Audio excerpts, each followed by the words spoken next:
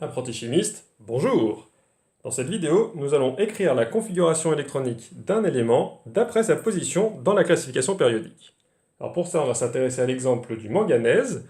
Et alors si on regarde la classification périodique, elle a à peu près cette forme-là. Et le manganèse, de symbole Mn, est par ici.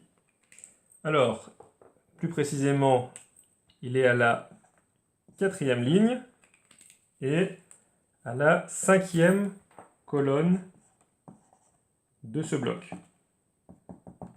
qu'on appelle le bloc D.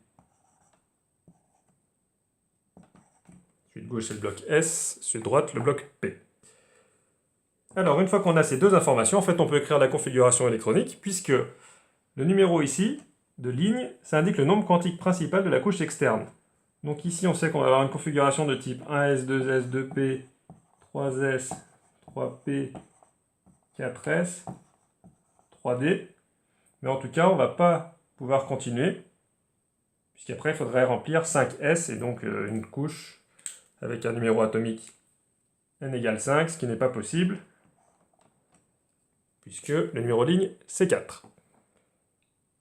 Et le deuxième numéro, le numéro de colonne dans le bloc, nous dit le nombre d'électrons dans la sous-couche en cours de remplissage.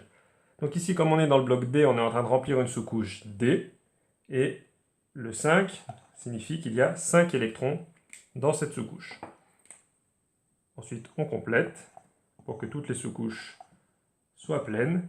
Et donc la configuration électronique du manganèse, c'est 1s2, 2s2, 2p6, 3s2, 3p6, 4s2, 3d5, et ceci sans connaître son numéro atomique. Nous pouvons déterminer maintenant, c'est 1, 2, 3, 4, 10, 12, 18, 20, 25. Mais on n'en a pas eu besoin. Donc si on résume,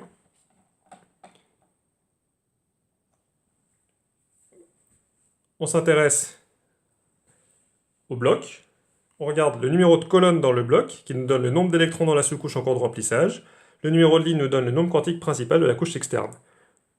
On remarque au passage que ici, l'hélium devrait se retrouver à cette position-là d'après ces règles. En fait, il est situé ici, par analogie de réactivité avec les autres gaz présents sur cette colonne.